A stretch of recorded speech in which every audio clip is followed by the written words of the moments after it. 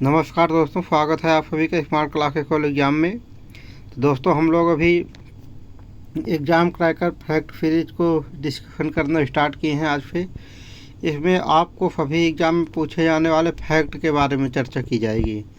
देखिए, जहाँ से भी फैक्ट पूछा जाएगा तो आपको इसके अलावा किसी और वीडियो देखने की ज़रूरत नहीं पड़ेगी।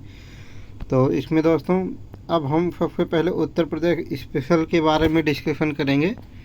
ये देखो, माता जी के चरणों को नमस्कार करते हुए, और यहाँ पे लिखा गया है जीतने के लिए खुद ही लड़ना पड़ेगा।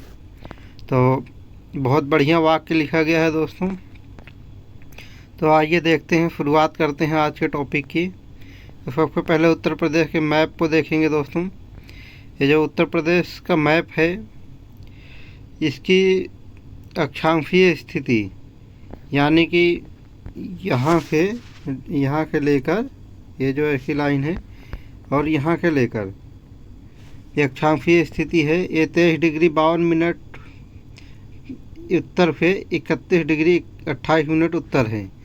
और इसकी देशांतरीय स्थिति, यानी कि यहाँ से लेकर यहाँ तक, इसकी देशांतरीय स्थिति 77 डिग्री 30 मिनट पूर्व से 84 डिग्री 39 मिनट पूर्व तक है।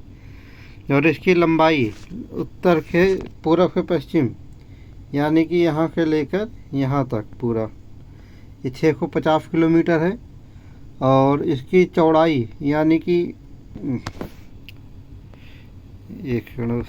यहाँ से लेकर पूरा यहाँ तक की, मतलब इसकी सीध में ये जो सबसे निचला ज़िला है यहाँ तक आएंगे तो 240 किलोमीटर है। और इसका क्षेत्रफल, उत्तर प्रदेश का क्षेत्रफल 2,40,928 वर्ग किलोमीटर है। दोस्तों, इसके बारे में और कुछ फैक्ट जानेंगे हम। जैसे कि इसका सबसे पूर्वी ज़िला बलिया है, ये रहा। सबसे पश्चिमी ज़िला शामली है, जो कि ये यहाँ पर है। और सबसे उत्तरी पूर्वी ज़िला बलिया, पश्चिमी ज़िला शामली, उत्तरी ज़िला ये सहारनपुर है। और सबसे दक्षिणी ज़िला सोनभद्र है। और सबसे बड़ा ज़िला लखीमपुर खीरी है, जो कि आपको यहाँ पे पड़ता है, ये यहाँ पे। और दोस्तों, इसमें सहारनपुर एक ऐसा ज़िला है जिसकी सीमा 3 देशों से लगती है, 3 राज्यों से लगती है। एक उत्तराखंड और हिमाचल प्रदेश और हरियाणा। और वहीं पे सबसे ज़्यादा राज्यों को स्पर्श करने वाली सीमा सोनभद्र की है, जो कि बिहार, झारखंड और ये छत्तीसगढ़ है और मध्य प्रदेश से लगती है। और ललितपुर ऐसा ज़िला है जो 3 तरफ मध्य प्रदेश से घिरा है और एक तरफ से खाली झांसी से उसकी सीमा लगती है। और इसके बारे में ये राजधानी इसकी लखनऊ है, जो कि यहाँ पर है। और इसमें पीलीभीत ऐसा ज़िला है जिसकी एक राज्य और एक देश दोनों से सीमा लगती है। नेपाल से एक अंतर्राष्ट्रीय सीमा बनाती है और उत्तराखंड से भी लगती है। और ये महाराजगंज ऐसा ज़िला है जिसकी सीमा नेपाल से और बिहार से लगती है। नेपाल से अंतर्राष्ट्रीय सीमा बनाती है। सोनभद्र के बारे में हम चर्चा कर ही चुके हैं। और आगरा ऐसा ज़िला है दोस्तों जिसकी सीमा 2 राज्यों के, मध्य प्रदेश और राजस्थान से लगती है। मथुरा ऐसा ज़िला है इसकी भी सीमा 2 राज्यों, राजस्थान और हरियाणा से लगती है। और ग्रेटर नोएडा और बागपत ये ऐसे राज्य ज़िले हैं जिनकी सीमा हरियाणा और दिल्ली दोनों से लगती है। तो दोस्तों, ये तो हम जान लिए कि कौन से ज़िले बफर ज़िले हैं जिनकी सीमा 2 या 2 से अधिक राज्य या देशों से लगती है। तो ये जो उत्तराखंड, इसका सबसे पहले इसके पड़ोसी राज्य उत्तराखंड के बारे में बात करते हैं दोस्तों। इसके उत्तर प्रदेश के 7 ज़िलों की सीमा लगती है।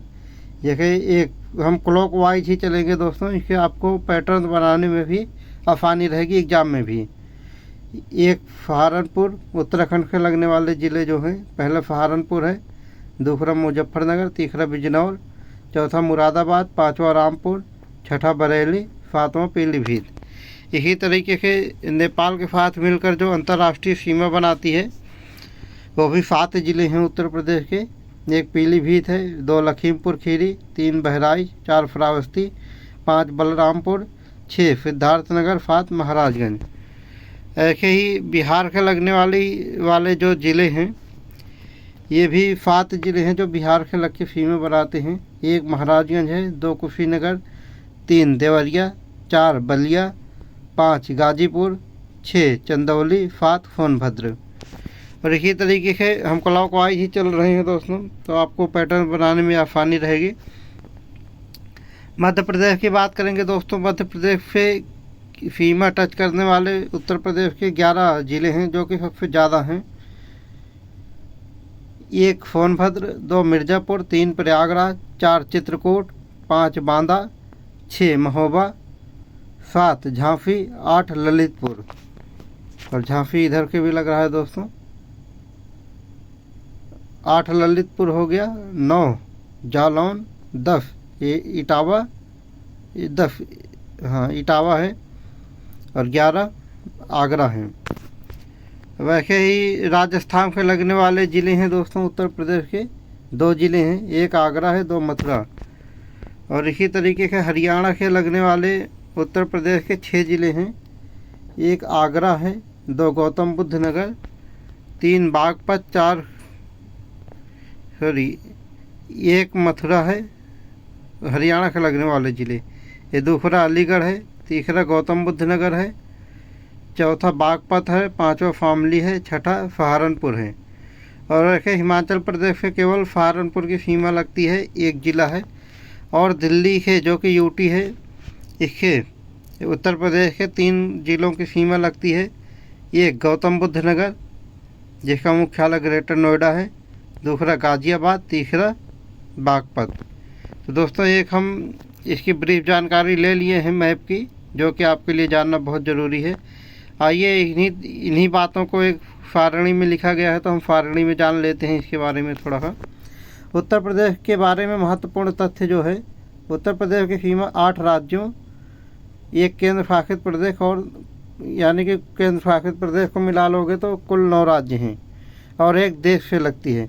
ये 8 राज्य हैं उत्तराखंड, बिहार, छत्तीसगढ़, झारखंड, छत्तीसगढ़, मध्य प्रदेश, राजस्थान, हरियाणा और हिमाचल प्रदेश। ये जो केंद्र शासित जिला है, प्रदेश है एक, ये है दिल्ली। कुल मिला के 9 राज्य हो गए इसको मिला के, और 1 देश है वो नेपाल। तो वही जो हम अभी देखे हैं एक बार सारणी में दिया गया है, नज़र डाल लेते हैं। तो उत्तराखंड के उत्तर प्रदेश के 7 ज़िले लगते हैं, सहारनपुर, मुजफ्फरनगर, बिजनौर, मुरादाबाद, रामपुर, बरेली, पीलीभीत।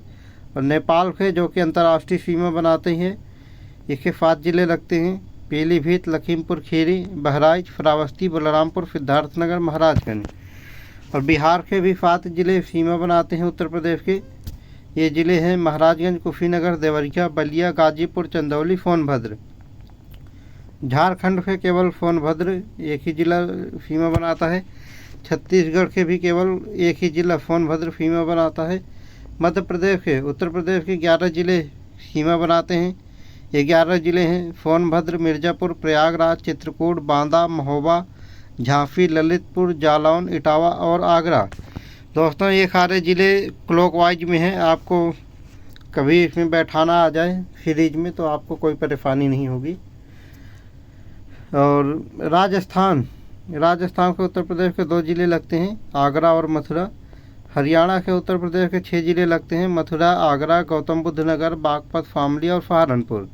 हिमाचल प्रदेश के 1 ज़िले की सीमा लगती है, सहारनपुर की। दिल्ली के यहाँ तो 2 लिखा गया है, लेकिन 3 ज़िलों की सीमा लगती है, गौतम बुद्ध नगर, गाज़ियाबाद और बरेली, बागपत। 3 ज़िलों की सीमा लगती है।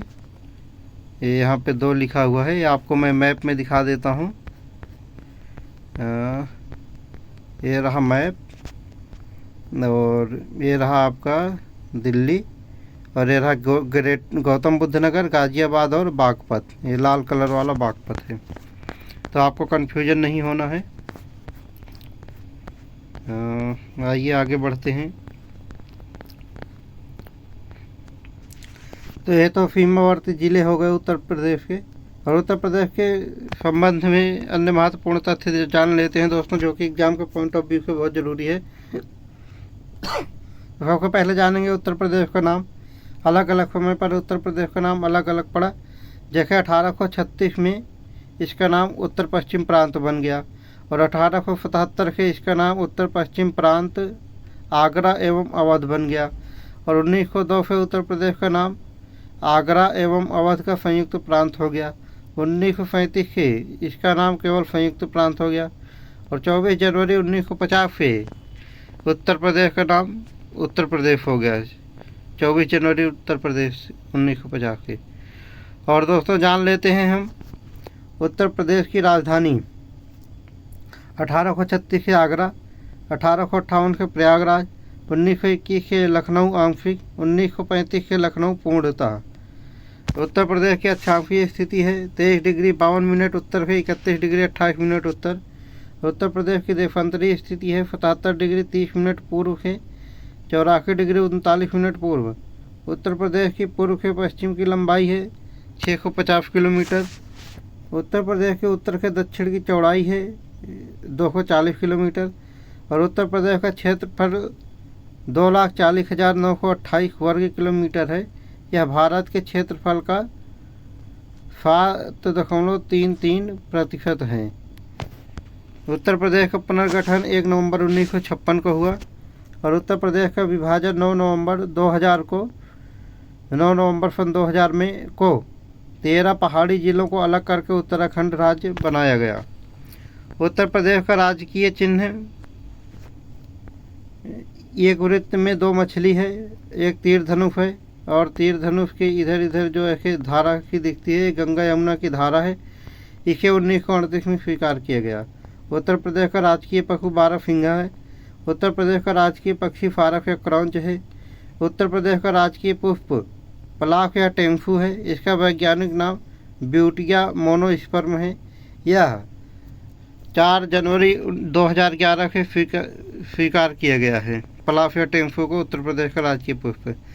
उत्तर प्रदेश का राजकीय खेल हॉकी है। उत्तर प्रदेश का राजकीय वृक्ष अशोक है। उत्तर प्रदेश का राजकीय नृत्य कथक है। उत्तर प्रदेश का राजकीय नदी गंगा यमुना है। उत्तर प्रदेश की राजकीय भाषा हिंदी अक्टूबर 1945 से है और उर्दू 1989 में उत्तर प्रदेश की राजकीय भाषा बनी। 2 राजकीय भाषाएं हैं उत्तर प्रदेश की। उत्तर प्रदेश की राजकीय मछली चितला या चाकू है, जिसका वैज्ञानिक नाम चितला है। उत्तर प्रदेश का सबसे पूर्वी जिला बलिया है। उत्तर प्रदेश का सबसे पश्चिमी जिला शामली है। उत्तर प्रदेश का सबसे उत्तरी जिला सहारनपुर है और उत्तर प्रदेश का सबसे दक्षिणी जिला सोनभद्र है। उत्तर प्रदेश का सबसे अधिक क्षेत्रफल वाला जिला है एक रंफा है, एक लखीमपुर खीरी, उसके बाद सोनभद्र, उसके बाद हरदोई, फिर सीतापुर, फिर प्रयागराज है। उत्तर प्रदेश का सबसे कम क्षेत्रफल वाले ज़िले हैं। सबसे कम क्षेत्रफल हापुड़ का है, उससे थोड़ा सा ज़्यादा गाज़ियाबाद का है, फिर उससे थोड़ा ज़्यादा भदोही का है, फिर शामली का है। उत्तर प्रदेश राष्ट्रीय राजधानी क्षेत्र यानी कि एनसीआर में सम्मिलित उत्तर प्रदेश के 8 ज़िले हैं जो राष्ट्रीय राजधानी में एनसीआर में सम्मिलित है। ये 8 ज़िले इस प्रकार से हैं: शामली, मुजफ्फरनगर, बागपत, मेरठ, गाज़ियाबाद, हापुड़, गौतम बुद्ध नगर और बुलंदशहर। उत्तर प्रदेश के राज्य राजधानी क्षेत्र यानी कि एनसीआर में उत्तर प्रदेश के 6 ज़िले सम्मिलित हैं। ये 6 ज़िले हैं लखनऊ, हरदोई, सीतापुर, उन्नाव, रायबरेली और बाराबंकी। 28 सितंबर 2011 को उत्तर प्रदेश के 3 नए ज़िले बनाए गए, यानी पहले 72 थे, तो 28 सितंबर 2011 के ये 74 ज़िले हो गए, 3 और ज़िले बना के। ये ज़िले हैं पंचशील नगर, भीमनगर और प्रबुद्धनगर। 9 जुलाई 2011 को 3 ज़िलों के नाम बदले गए उत्तर प्रदेश के। ये पुराने नाम हैं और नाम बदलकर ये नाम कर दिए गए। पंचशील का नाम हापुड़ कर दिया गया, भीमनगर का नाम संभल कर दिया गया और प्रबुद्धनगर का नाम शामली कर दिया गया। और 9 जुलाई 2012 को ही 5 ज़िलों के पुराने नाम बहाल किए गए, यानी कि जो पुराने नाम हैं ये नए नाम हैं, ये जो नए नाम थे और ये जो पुराने नाम बहाल किए गए थे। महामाया नगर का नाम हाथरस फिर से बहाल किया गया, कांशीराम नगर का नाम काफगंज बहाल किया गया और रमाबाई नगर का नाम कानपुर देहात और छत्रपति साहू जी महाराज नगर का नाम अमेठी और ज्योतिबा फूले नगर का नाम अमरोहा बहाल किया गया। और 6 जुलाई 2019 को संत रविदास नगर का पुराना नाम भदोही बहाल कर दिया गया। उत्तर प्रदेश के महाजनपद दोस्तों, जो 16 महाजनपद थे उसमें उत्तर प्रदेश के 8 महाजनपद थे, और जो कि यहाँ फारणी में 7 ही लिखा गया है और काफ़ी छूट गया है। तो अभी हम फारणी देखेंगे, पहले हम मैप में देख लेते हैं। तो सबसे पहले जो पांचाल महाजनपद है, इसकी राजधानी यही छत्र थी। जो इस समय वर्तमान स्थिति है, वर्तमान समय के पांचाल महाजनपद के बरेली, बदायूं और फर्रुखाबाद ज़िले आते हैं। और जहाँ कौशल महाजनपद था, इसकी राजधानी श्रावस्ती थी। इसमें बहराइच, श्रावस्ती, बलरामपुर, गोंडा, अयोध्या और अकबरपुर आते हैं। और तीसरा जो महाजनपद था, मल्ल महाजनपद, इसकी राजधानी कुशीनगर थी। इसमें कुशीनगर और देवरिया का क्षेत्र आता है। और चौथा महाजनपद था दोस्तों काफ़ी महाजनपद, इसकी राजधानी वाराणसी थी। इसमें चंदौली, वाराणसी, मिर्ज़ापुर और एक संत रविदास नगर आता है। और पांचवा जो था दोस्तों, 1, 2, 3, 4 और 5, पांचवा जो था वत्स था। वत्स की राजधानी कौशाम्बी थी। इसके अंदर वर्तमान का प्रयाग और कौशाम्बी क्षेत्र आता है। और छठा महाजनपद चेदी महाजनपद था। इसकी राजधानी फूक्तिमती थी और इसके अंदर वर्तमान का क्षेत्र चित्रकूट, बांदा, महोबा, ललितपुर और झांसी आते थे। और हालांकि इसकी सीमा इसके बाहर भी एमपी तक फैली थी, लेकिन हम उत्तर प्रदेश की चर्चा कर रहे हैं। सातवां महाजनपद था दोस्तों सूरसेन। इसकी राजधानी मथुरा थी और इसमें आपका मथुरा क्षेत्र आता है। और 8वां महाजनपद था दोस्तों कुरु महाजनपद। इसकी राजधानी इंद्रप्रस्थ थी। इसमें वर्तमान समय में उत्तर प्रदेश के गौतम बुद्ध नगर, गाजियाबाद, मेरठ और बागपत ज़िले आते हैं। तो दोस्तों ये हम मैप में देख लिए हैं, आइए फारणी में देख लेते हैं। तो सबसे पहले दोस्तों यहाँ काफ़ी हमने जो लिखना भूल गए हैं। तो काफ़ी महाजनपद की राजधानी वाराणसी थी। इसमें चंदौली, वाराणसी, मिर्ज़ापुर और संत रविदास नगर के क्षेत्र आते हैं। और कौशल महाजनपद था दोस्तों दूसरा। इसकी राजधानी श्रावस्ती व साकेत आज का अयोध्या वाले क्षेत्र आते थे। इसकी वर्तमान स्थिति अवध क्षेत्र है। कुरु महाजनपद की राजधानी इंद्रप्रस्थ थी। इसमें वर्तमान के मेरठ, दिल्ली, थानेश्वर यानी कि हरियाणा के आसपास के क्षेत्र आते हैं। वत्स की राजधानी है कौशाम्बी। ये आज के आसपास के प्रयाग आज की डेट की जो प्रयागराज के आसपास का क्षेत्र है वो आते थे यहाँ। सूरसेन की राजधानी मथुरा थी। तो वर्तमान समय में जो मथुरा के आसपास का क्षेत्र है ये यहाँ पड़ता था। मल्ल की राजधानी कुशीनगर थी और यहाँ वर्तमान परिदृश्य में देवरिया, कुशीनगर के आसपास का क्षेत्र आते हैं। चेदी की राजधानी फूक्तिमती या फोत्थीवती थी। ये बुंदेलखंड के आसपास का क्षेत्र आता है दोस्तों यहाँ। पांचाल की राजधानी अहिछत्र या रामनगर एवं काम्पिल्य, फर्रुखाबाद थी। यानी कि अहिछत्र जो आपका रामनगर है और काम्पिल्य 2 राजधानी थी इसकी। काम्पिल्य जिसको अभी फर्रुखाबाद बोलते हैं और अहिछत्र जिसको अभी हम रामनगर बोलते हैं, ये राजधानी थी। और इसके वर्तमान स्थिति बरेली, बदायूं और फर्रुखाबाद के आसपास का क्षेत्र है। दोस्तों उत्तर प्रदेश में जन्म लेने वाले जैन तीर्थंकर के बारे में बात कर लेते हैं। उत्तर प्रदेश में 4 तीर्थंकरों ने जन्म लिया था, जैन तीर्थंकरों ने। यहाँ पर हम उनके जो क्रम संख्या थी और जो जैन तीर्थंकर थे और उनका जन्म स्थान और प्रतीक के बारे में जानेंगे। पहले जैन तीर्थंकर जो ऋषभदेव थे, जिनको आदिनाथ भी कहा जाता है, इनका जन्म स्थान अयोध्या है और इनका प्रतीक चिन्ह वृषभ है। दूसरे नंबर के जैन तीर्थंकर अजीतनाथ हैं। इनका जन्म स्थान अयोध्या है और इनका प्रतीक हाथी है।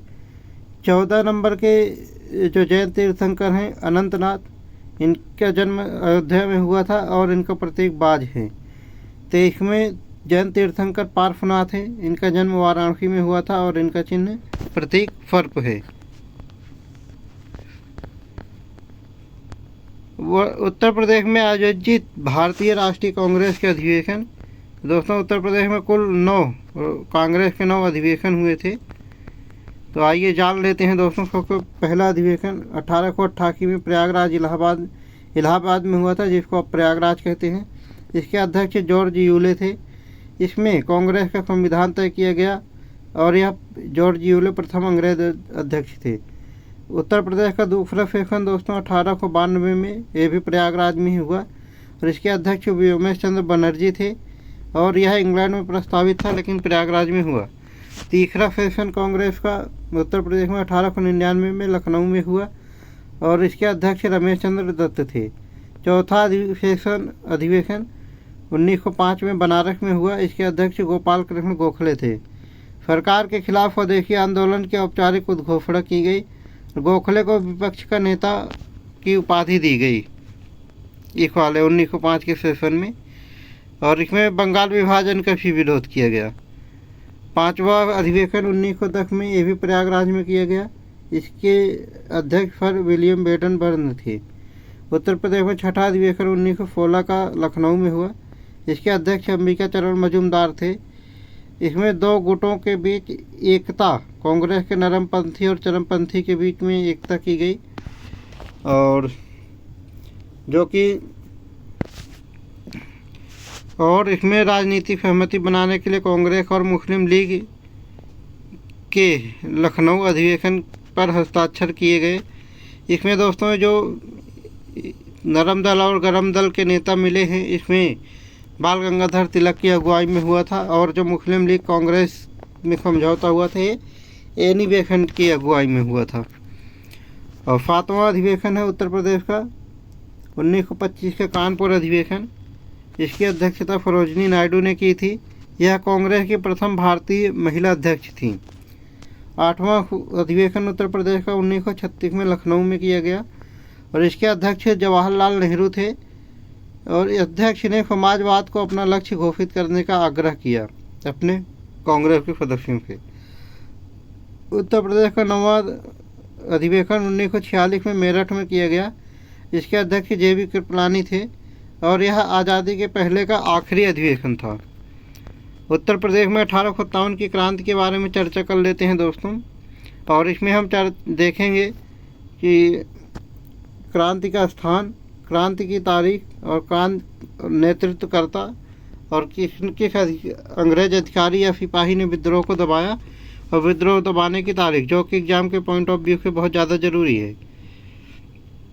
तो इसकी सबसे पहले कानपुर में जो अधिवेशन हुआ ये 5 जून 1857 को हुआ। इसके नेतृत्वकर्ता नाना साहब व तात्या टोपे थे। इस विद्रोह को कैंपबेल ने दबाया और इसको 6 दिसंबर 1857 को दबाया गया। लखनऊ में 30 मई 1857 को विद्रोह हुआ और इसकी विद्रोहकर्ता बेगम हजरत महल थी, जो कि उनके लड़के बिजरिश कादिर को इन्होंने राजा बनाकर उनकी सेनापति बन के इन्होंने विद्रोह किया था, और इसको भी कैंपबेल ने ही दबाया और मार्च 1858 में इस विद्रोह को दबाया गया, लखनऊ के विद्रोह को। और नेक्स्ट जो सबसे इम्पोर्टेंट है दोस्तों, झांसी। यह विद्रोह 4 जून 1857 को शुरू किया गया। लक्ष्मीबाई ने शुरू किया और इस विद्रोह को दबाने वाले ह्यू रोज थे, और इस विद्रोह को 17 जून 1858 को रानी के मृत्यु के साथ ही विद्रोह समाप्त हो गया। और इलाहाबाद प्रयागराज का, जिसको प्रयागराज बोलते हैं, यह विद्रोह जून 1857 में शुरू हुआ। लियाकत अली खान इसके नेतृत्वकर्ता थे और इसको कर्नल नील ने दबाया, 1858 में दबाया। किसी कोई फिक्स डेट नहीं मालूम चल पाई है दोस्तों। और फैजाबाद, जिसको अभी अयोध्या बोलते हैं, यहाँ पे जून 1857 को ही विद्रोह चालू हुआ, और इस विद्रोह को मोहम्मद मौलवी अहमद उल्ला ने नेतृत्व किया था इस विद्रोह का, और कर्नल नील ने इस विद्रोह को दबाया, और 5 जून 1858 को फैजाबाद के विद्रोह को दबाया गया। बरेली में विद्रोह जून 1857 में चालू हुआ। इसके नेतृत्वकर्ता खान बहादुर खां थे, और इसको दबाने वाले कैंपबेल ने इस विद्रोह को 1858 में दबाया। तो दोस्तों अभी तो बहुत सारे फैक्ट हैं जो कि हमें चर्चा भी करनी है, लेकिन समय की शॉर्टेज होते हुए वीडियो बहुत ज़्यादा लंबी ना बने, जिसकी इसकी क्वालिटी की कोई समझौता करना पड़े। तो आज का सेशन हम यहीं समाप्त करते हैं। और हमारा सेशन आपको अच्छा लग रहा है तो और समझ में आ रहा है तो हमारे channel smart classes call exam को लाइक, सब्सक्राइब और शेयर ज़रूर करें। कल फिर मिलते हैं दोस्तों इसी चैनल पर नेक्स्ट वीडियो के साथ। तब तक के लिए जय हिंद।